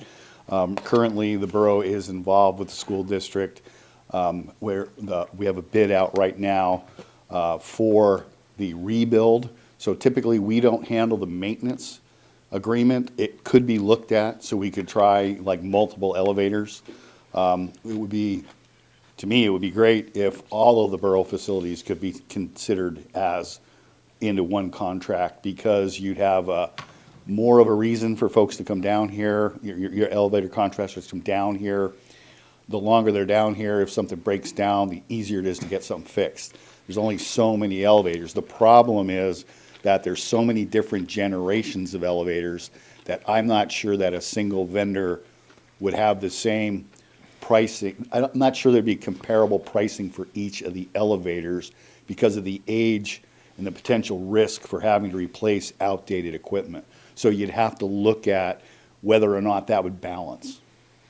No, I appreciate that. It just seems like, the hospital, CANA, different agencies that all manage elevators, and it costs a lot of money to bring them down, and the same with fire alarm systems and that kind of thing. It seems like if we could ever get together with all of those and come up with, even if it's different, there could be separate bids, but we'd save money in the context of the contract. So we are currently out, we're about ready to put out for the hospital elevators as well as the middle school elevator. So we are trying to group things together so that while they're working on one elevator at the hospital, they'll move to the second elevator and then they'll move to the middle school. We'll have them there for a longer duration. We put the middle school at the end, and please don't think I don't think it important, but it would be better to do it in an order like that, because we have critical issues at the hospital with transporting patients where we can avoid that at the middle school, but they're here longer for that warranty period. So those are the kinds of things we're looking for elevators. Any questions? Thank you, Dave. Thank you, Patricia, on there. So, next, other items, confirmation of mayoral appointments to the Planning and Zoning Commission city seats of Sean Clary and Nick Mangini, is what the proposal is. That's what came from the city, and I agree with those. So next is manager's comments. Amy. Thank you, Mr. Mayor. The Kodiak Island Borough School District decided to close North Star Elementary for the 2025-2026 school year. The first discussion of the impacts of the closure decision by the Assembly will be scheduled for the work session on February 13th. On the Russian River Bank Stabilization Project, we were able to meet with the Alaska Division of the U.S. Army Corps of Engineers to learn about the cost share and the 5 to 10 year timeline required to complete a corpse project.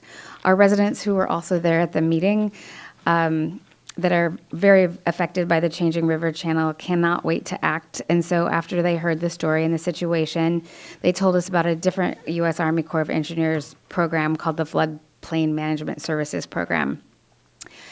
We submitted a letter and like aerial views and lot lines and all the maps we could get of the area and sent that into the Corps. And I had the same day got the chief of the Civil Works Project Management Branch came back right away and said they received our letter and they're going to review the project and get back to us with next steps. So I'm happy to be making progress for them. That will be more short-term mitigation, and the Corps is still interested in talking to us about long-term mitigation, and that would be more like rechannelization of that river. The new airport parking rules begin on February 1st, so right around the corner. That will be day one of any vehicle that is left there. If you're there for more than 14 days, you will be ticketed and subject to removal. The fiscal year 26 budget has kicked off. The finance director and I have met with the clerks, engineering facilities, community development department, and assessing to review their level 1 budgets. The last department budget reviews are scheduled for tomorrow, and the level 1 budget will be ready to be handed out to the assembly on February 20th. At our next agenda setting, which is on Monday, we're going to set dates to review the department budgets, and you'll know what kind of schedule we have going forward on which departments will be here. I think that worked really well last year, kind of just focusing on one department at a time. If you have any suggestions on how you want that process to change, please let me know. For the service district contracts, we've made a lot of progress. The draft template was completed on January 24th. Meeting with the Alaska Department of Labor was completed yesterday on the 29th, and this morning the E&F staff had their first meeting with the service area representatives. So had a lot of questions this morning, but we're off to a good start, and we're still on pace for the timeline that I've given. We have interviews complete, and we're preparing job offers for an associate planner that will be our long range, and an associate planner that will be our code enforcement. Those are 2 current employees that are moving up into 2 new job descriptions.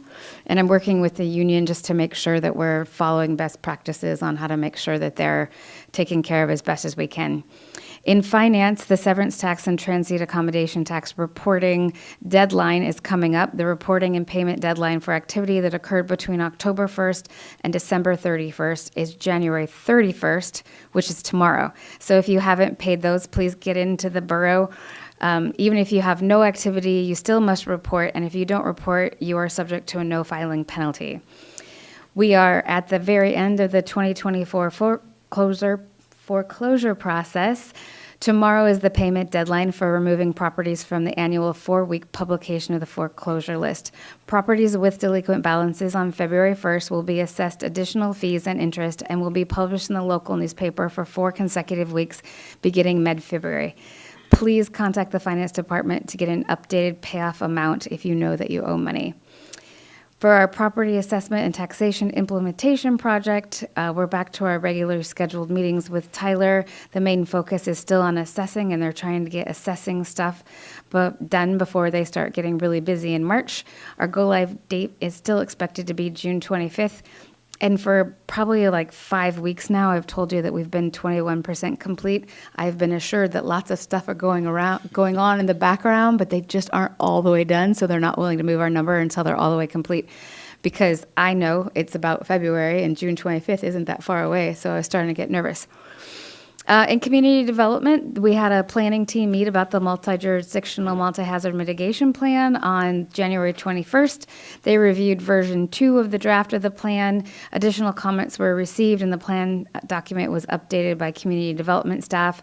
The next step is going to be to schedule a review by the assembly. This is a 364-page document. So as soon as we are able to get it to a size that we can actually email you or give you a link to it on the webpage, we're going to give that out as soon as possible because it's a lot of material to take in.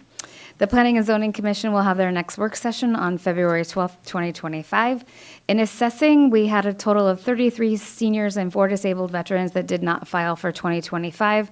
Of those, we've received 5 senior citizens have provided us with late file applications, and we had 1 disabled veteran who was a new filer also filed a late application. Assessing and Canna are going to be here on February 27th to tell you about how their trip to all the villages worked out this year. Foreshadowing is that it went very well. Assessing has not seen a leveling or decrease in values for properties. Sales are continuing to increase compared to our assessed values. Notice of values are going to be mailed on February 26, 2025, and the appeal period begins February 27, 2025, and runs through March 28, 2025. So if you get in the mail your notice of value and you have an issue with it, you need to come into the borough during that appeal period and talk to the assessing department. We had our new appraiser's tech start on January 21st. His name is Chris Glade. He came back for a second week, so things are looking good. Mr. Glade is also a volunteer firefighter at Bayside, and so we're working with him and the union to make sure that he can still leave his job and go respond to any fire calls that happen while he's here at work at the borough. In engineering facilities, in regards to the budget, Dave met with both me and Dora to review his section of the budget. Dave has a lot of budgets, and so, Dave, what, 15, 12? 16 budgets. So we made it all the way through Dave's different budgets. We're evaluating the need to increase staff numbers due to anticipated expansion of workload, and that's tied to those service district contracts and quality assurance. And staff is prioritizing projects and vehicle and machinery requests for the budget as well. Next week, Dave and Jenna will be presenting at the Alaska Forum for the Environment about the history and operation of the Kodiak Island Borough landfill. There's a focus on Class 1 landfills at this conference, and Class 1 means that they have a large volume of stuff going into the landfill. In the Borough building, we have an abatement project associated with the roof drain that needs to be repaired by plumbers and staff after clearance. if you were to walk through the building, you would just see a bunch of red tape on the ceiling, but that's the asbestos test area. And we have a new heat pump AC unit that's been installed for the information technology space. There's a controller that came that didn't work properly, but a replacement has been ordered, and the completion and startup for the new unit will be taking place as soon as it gets here. We have an old rooftop AC unit that's going to be turned off and secured until spring, and then we'll remove it and repair the roof structure and membrane after that's removed. That old AC unit has been dripping on top of our servers in the IT space for quite some time. So we're excited to get that old one removed and have those electronics be in a better condition. At the mental health buildings, the contractor delayed the proposed start date into March and plans to perform abatement and limited demolition in both facilities in a single mobilization effort instead of multiple times. All non-asbestos material will be removed for salvage or disposal at the borough. At the KFRC, we had a GSA meeting where our 1017 financial submittals were discussed and will be reviewed. Those financial statements are the statements that determine how much rent NOAA pays us. KIB E&F staff and the manager met with NOAA leadership to discuss the status of the seawater system and repair. A lot of good information was traded back and forth. It's amazing how much information our staff knows about that building. We just went over the elevator maintenance contract that will be in the meeting next week. Out at the landfill, structure analysis of the Baylor floor resulted in a restriction of certain vehicles being used at the same time or in specific locations on the floor. So they're putting signs out there saying, do not pass this mark when you're leaving trash out there. At the leachate treatment plant, we are still having issues with the lagoon intermittently overflowing due to all of our rain. Discharges are being documented and reported to ADC as required by their permits. For the schools district out at Kodiak School, the electrical step-down transformer was installed and the facility well has been reestablished, so they do not have to continue to bring water out to the school except for some drinking water. Then we already talked about the school closure, but that has changed how we're looking at that school. It will change the design decisions that we're going to make. I know the mayor is excited about not repairing the skylight and putting a flat roof on that school, but that will be up for discussion. So the roof design, and then it also affects the Otmaloy project, because the Otmaloy project, we added safe pathways to school, and it is now safe pathways to I don't know what yet. So, but I have talked to James Brown with South Coast, who's running that project, and they are continuing right now, just as we had asked before, until we determine what the status of that building will be. And then we'll discuss more about what that looks like. In information technology, we have 2 RFPs out for the 2023 grant awards to KIB for the local cybersecurity grant program. For security, they're working with Dark Trace engineers to whitelist storage network. We'll have to bring Fred in if you want to know what that means. There's a new Windows 11 monitoring PC that was installed and deployed at the LTP, and they are also working out there to get better Wi-Fi signals so they can walk around the plant and be connected. IT is really busy. They're setting up microphones here in the chambers for our joint work session with the city of Kodiak on February 4th. They're also redesigning the display and camera layout in the conference room downstairs. And they're working on electrical power issues with E&F in the assessing engineering facilities and community development offices. They were having power fluctuations, and so that got taken care of this week. And there were 3 junction boxes that have been wired incorrectly since install. And in all the junction boxes, there's only 2 colors of wire instead of the normal amount of colors of wire. So it was very hard to tell which should be red and which should be black when they were up there. And finally, we started having meetings with our electronic time clock software folks. Both finance and IT are meeting, and so we're finally going to switch in the near future from paper to electronic timesheets. Some people are upset about this, but I'm very excited to see the paper go away. We have a couple of reminders for when we do start budget discussions for fiscal year 26, and I'm happy to answer any questions you might have. Dave. Thank you. This Baylor floor, is that while the curing continues, that this weight limit? No, it is cured. The only thing that has to be done yet is we have to put a sealant in the floor where the cracks are, and that product delivery has been delayed. That, correct me if I'm wrong, Dave, that limit on where they can go up, that's a permanent, just for structural integrity of the floor. Wasn't that project just completed? It was just completed, but just a resurfacing.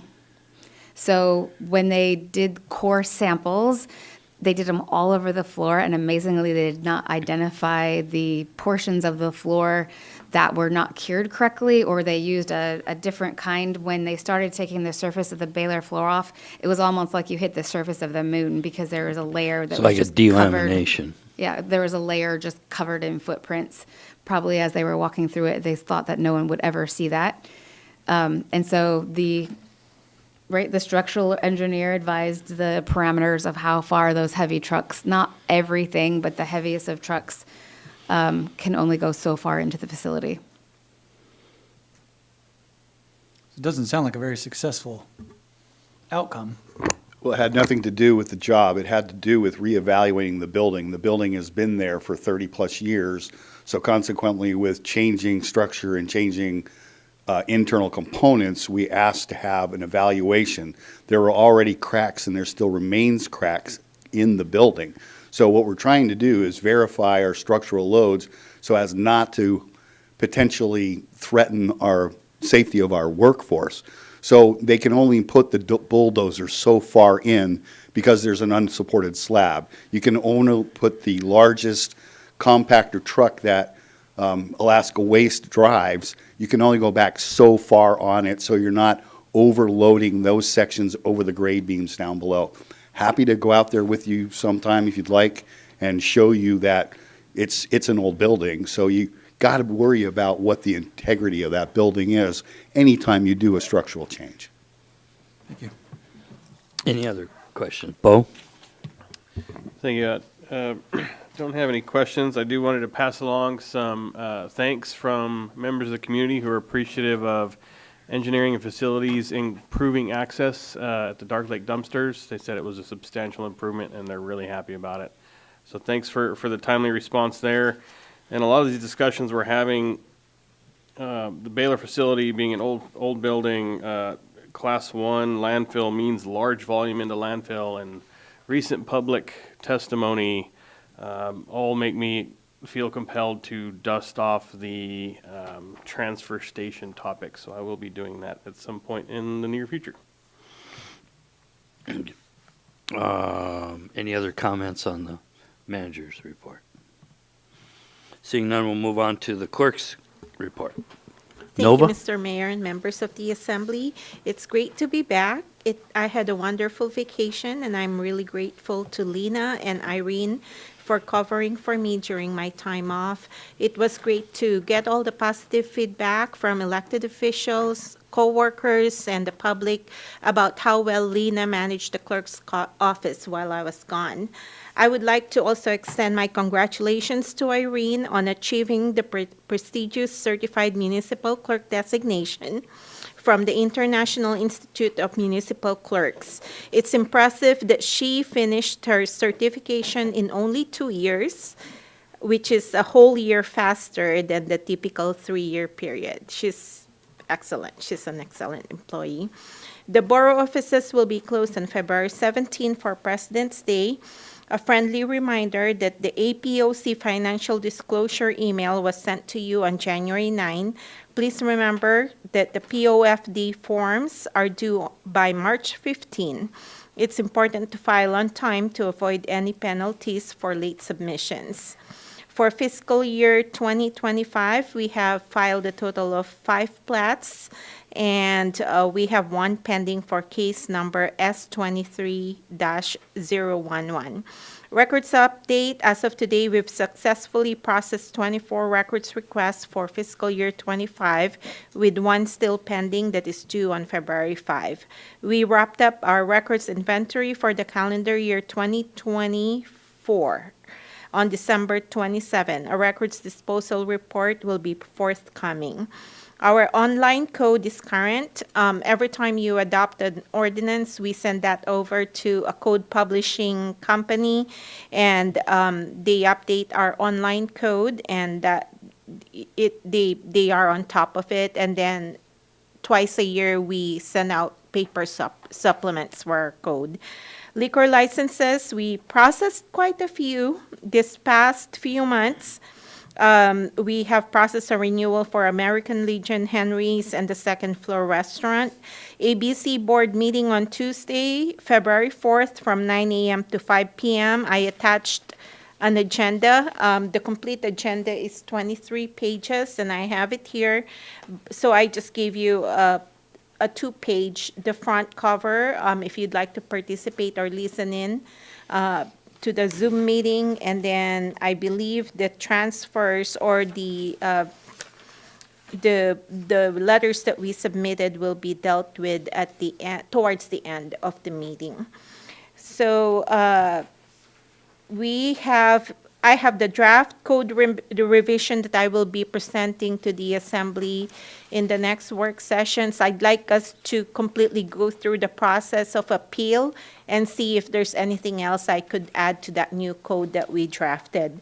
Boards and committees, we started staffing back the Kodiak Fisheries Work Group, and the Borough Lands Committee is active again, and we're also staffing and supporting those meetings. With the recent appointments of different board members, we're asking them to come in to take their oaths of office before they start serving on the different committees and boards. We're also in preparations for the Board of Equalization appeal this year. We're setting up a training for the Board of Equalization. I think we're going to schedule that on April 24th. The Board of Equalization filing appeals to the clerk's office will start on February 27 until March 28. The BOE meeting this year is scheduled on Monday, May 5. The Assembly agenda item request spreadsheet is attached to this report. It's on the very back. Budgets, we're doing good.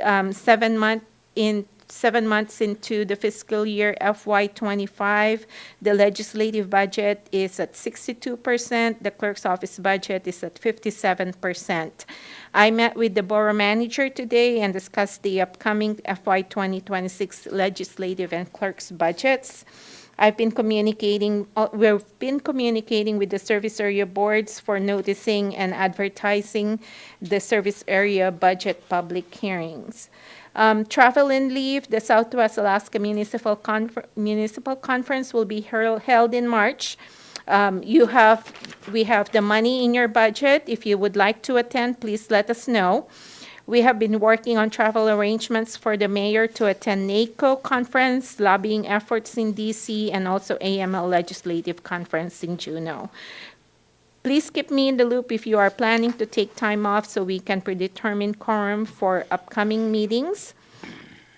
Also, notice of vacancies. I want to take a moment tonight to highlight how crucial it is to serve on various boards, particularly the service area boards. We currently have some openings available. For the Bayview Road Service Area Board, there's 1 seat open.